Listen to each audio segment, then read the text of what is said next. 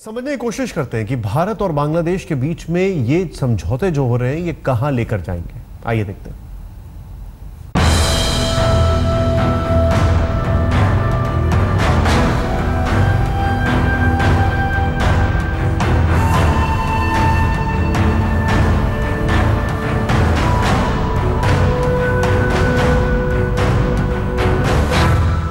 भारत और बांग्लादेश की सरहद बदलने का वक्त अब नजदीक है।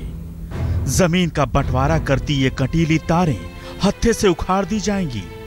दोनों तरफ की सीमा पर सालों से गुमनामी में खोए गांवों को अब नई पहचान मिलेगी।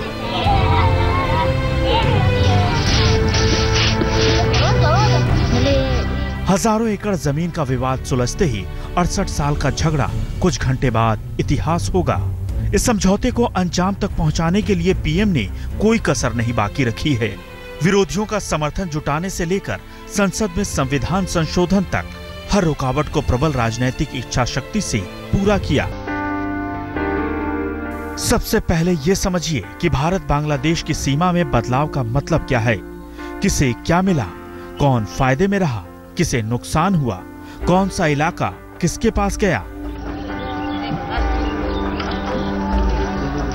दोनों देशों के बीच हुए भूमि सीमा समझौते के तहत पश्चिम बंगाल, असम, मेघालय और त्रिपुरा की सीमाएं बदल जाएंगी। समझौते के तहत पश्चिम बंगाल को बांग्लादेश से 2398 एकड़ जमीन मिलेगी, जबकि पश्चिम बंगाल 1957.59 एकड़ जमीन बांग्लादेश को देगा। मेघालय को 240.578 एकड़ जमीन मिलेगी, जबकि 41,702 एकड़ जमीन बांग्लादेश को देगा। त्रिपुरा को भी बांग्लादेश से 138.41 एकड़ जमीन हासिल होगी। इसके बदले असम से 268.39 एकड़ जमीन बांग्लादेश को दी जाएगी।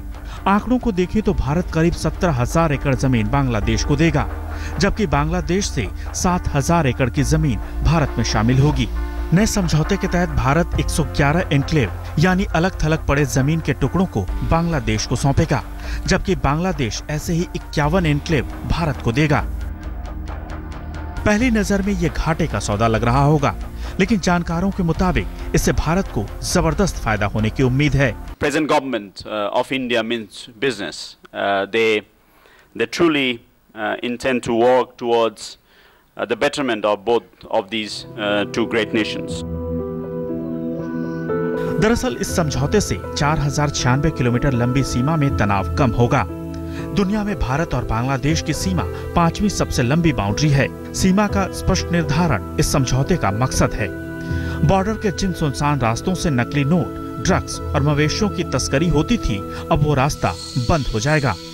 दोनों देशों के 162 एन्क्लेव में फंसे लोगों को एक नई जिंदगी मिलेगी। मनोज्ञा लोईवाल के साथ इंद्रजीत कुंडू, ढाका, आज तक।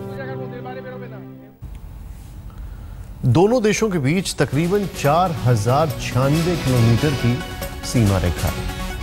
अब बेहतर तरीके से तालमेल हो पाएगा।